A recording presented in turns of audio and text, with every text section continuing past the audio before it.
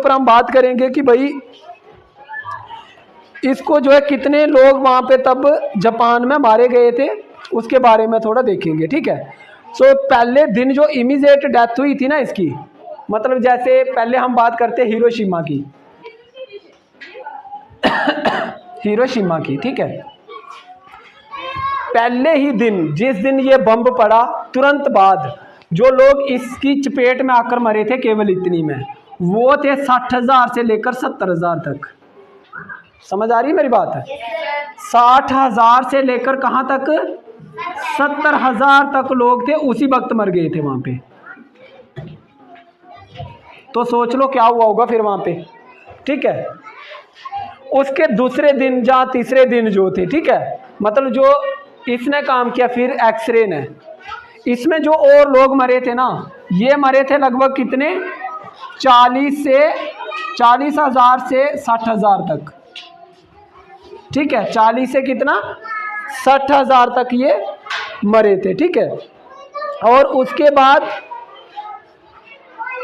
इसमें जो टोटली नुकसान हुआ था सिर्फ एक बम के फटने का, उसमें सारे जो ज़्यादातर लोग मारे गए थे ना, उसकी गिनती थी 90,000 से लेके 1 लाख तक। कितनी थी?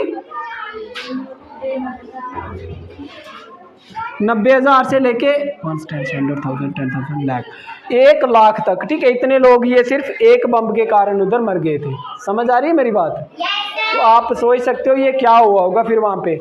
जो लोग ऐसे मतलब बच भी गए थे ना, तो उनको ये वाली रेडिएशन जो है वो क्या करती है? मार देती थी। जैसे किसी ने सूंघ ली वो गलती से भी, तो क्या हो जाएगा? दूसरे दिन वो मर जाएगा।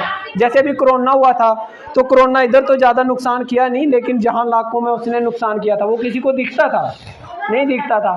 सिर्फ एक दूसरे के साथ वो टच होके भी अगर किसी को लड़ गया तो तभी मर जाता था ना।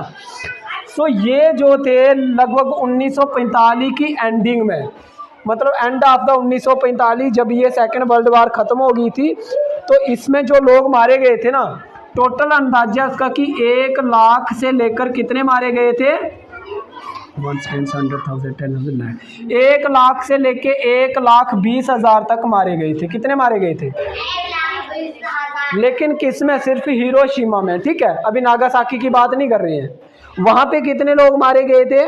जो टिल डेथ हुई थी ना तभी, मतलब जैसे इधर हुई थी 60 से 70, तो उधर कितनी हुई थी? वो हुई थी हमारी नागासाकी में 40 से 50। कितनी हुई थी? 40 से 50,000 तो तभी मर गए थे।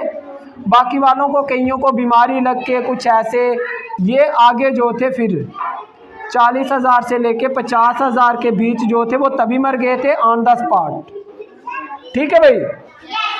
और 5 से 10,000 जो है ना, 5,000 से 10,000 जो थे वो दूसरे तीसरे दिन मरे थे। 5,000 से 10,000 तक, ठीक है। ये थोड़े दिन बाद ही मर गए थे जो। और लास्ट में जो थे 1945 की एंडिंग में जो थे, ये कितने मर गए थे? लगभग 1 लाख के करीब करीब नागासाकी में भी डेथ हुई थी इसकी। कितनी हुई थी? हाँ, 1 लाख से मतलब 80-90 के बीच बीच बोल सकते हो, 80,000 से लेकर 90,000 के बीच। समझ आ रही है? ये जो थी वो डेथ हुई थी इन 2 बम्स के बाद, ठीक है। 2 बम ने कितने लोगों को मारा? 2 लाख से ज़्यादा। और जो टोटल डेथ का एस्टिमेट था ना, चाहे उसमें सैनिक थे चाहे कुछ गांव के लोग थे, सिविल थे, तो वो थे इसमें 1,65,000 से लेकर 1,65,000 से लेकर 2,20,000 तक। कितने? 2,20,000 तक इतने लोग इन 2 बम्बों ने मारे थे, ठीक है। और अभी भी वहाँ पर जो है ना रेडिएशन, अभी भी उसका असर है। मैंने अभी बताया आपको कि कितने साल तक चलता है? 3,000 साल तक चलता है ना। अभी 100 साल भी नहीं हुआ उसको। तो वहाँ पे अभी भी लोग जो है ना वो ऐसे ही लूले लंगड़े पैदा होते हैं। वो वहाँ का जो एटमॉस्फेयर ही ख़राब हो गया, ठीक है, वायुमंडल ही ख़राब हो गया वहाँ का। समझ आ गई अच्छे से? तो ये जो डेथ थी ये कहाँ की थी? कईयों को कोई कैंसर हो जाएगा उससे मर जाएगा, ठीक है, मतलब इस तरह से बीमारी, क्योंकि रेडिएशन है ना उधर ज़्यादा, तो ये उससे होती थी। और ये जो गामा रेज है ना, ये हानिकारक भी बहुत हैं, लेकिन इसको ट्रीटमेंट के लिए भी इस्तेमाल किया जाता है। जैसे क्या हो गया था, किसी को कोई कैंसर वगैरह हो जाता है ना, तो उसको बोलते हैं ना कि भाई उसको शॉट दिए गए, जहाँ उसको हीट दी गई, तो वो यही हीट होती है, ये वाली जो है, ठीक है। गामा रेस डाली जाती है उस जगह पर। यहाँ पे क्या होता है, कोई बात नहीं करूँगा। सो जो तुम्हारा क्या है, हाँ, मतलब गामा रेस के साथ ट्रीटमेंट किया जाता है। जो लोगों को, कईयों को कैंसर होता है ना, उसको बोलते हैं भाई कि हीट दी है, जहाँ शॉट दी, तो ये वही वाली हीट होती है, ठीक है। लेकिन वो कम के ऊपर, रेट के ऊपर दी जाती है। अगर ज़्यादा देंगे तो मर जाएगा वो 2 मिनट में, ठीक है, ऐसे। तो ये जो रेडिएशन होती है, हीट का मतलब ये नहीं है कि जैसे ये डाली तो गर्मी होगी, नहीं, लेकिन वो टिश्यू को ही मार देती है अंदर जाके, ठीक है, सेल को मार देती है। समझ आ गई अच्छे से। अभी ये लोग बोल रहे थे ना कि भाई और युद्ध चलना चाहिए था। अब तब का मैंने आपको बताया कि इसमें कितना यूरेनियम था, 1 किलो, जहाँ 1 किलो से कम का। और आज के जो बम है ना, ये 1945 की बात चल रही है। और आज के जो बम होंगे ना, अगर वो एक भी पड़ गया ना किसी के ऊपर, तो पूरी दुनिया तबाह हो जाएगी। समझ आ रही है। ऐसी कोई बात, ऐसा नहीं है कि ये युद्ध वैसे चल रहे थे। पहले अभी करगिल में युद्ध हुआ था, तब क्या हुआ था, कोई बात नहीं, रोने दो उसको। जो इधर कारगिल में युद्ध हुआ था ना, वहाँ पे सिर्फ सैनिक मारे गए थे, जो आम बंदे थे ना वो नहीं मारे गए थे इतने। लेकिन आजकल की जो लड़ाई हैं, जो मिसाइलें वगैरह है ना, ओए बातें क्यों कर रहे हो, वो इतनी एडवांस हैं कि अगर आप यहाँ से चलाओगे तो कई कई हज़ार किलोमीटर तक उसकी रेंज होती है। अब जैसे हमारी ब्रोमोस है, उससे 3500 से भी ज़्यादा किलोमीटर तक वो पार कर सकती है ना, 4000 3500 इतना उसकी रेंज है। बहुत सारी मिसाइलें ऐसी हैं जो मतलब 3-3 4-4 हज़ार दूर वार कर सकती है।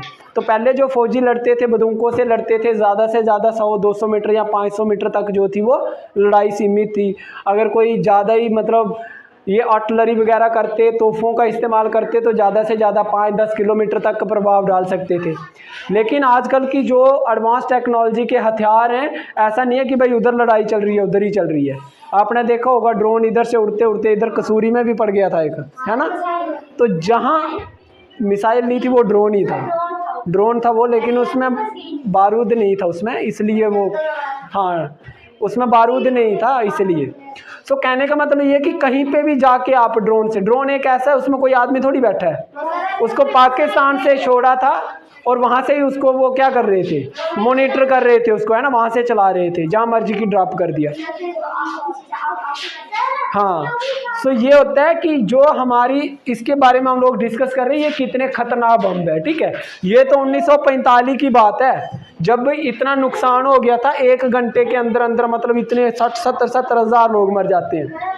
और यहाँ पर अब जो है इतनी एडवांस न्यूक्लियर बम है, तो अगर इनका कभी इस्तेमाल हो गया तो दुनिया में कोई नहीं बचेगा। समझ आ रही है। तो ये जो दोनों देश थे ना, पाकिस्तान और इंडिया, इनका क्या था, ये दोनों न्यूक्लियर वेपन रखते हैं। अगर वहाँ तक बात पहुँच जाती तो बहुत बड़ा नुकसान दुनिया को झेलना पड़ता था, ठीक है। सो अभी इसके बारे में और डिस्कस करेंगे जो तुम्हारी अगली क्लास चलेगी, ठीक है। न्यूक्लियर वेपन के बारे में कि किस देश के पास हैं, कितने ज़्यादा हैं, कहाँ पे रखे हुए हैं, क्या है, इसके बारे में आगे भी पढ़ेंगे थोड़ा, ठीक है। क्लियर है। सो परसों जो है फिर जनरल नॉलेज की क्लास में मिलेंगे, कल होगी गेम्स की क्लास, ठीक है। अभी बिल्कुल आराम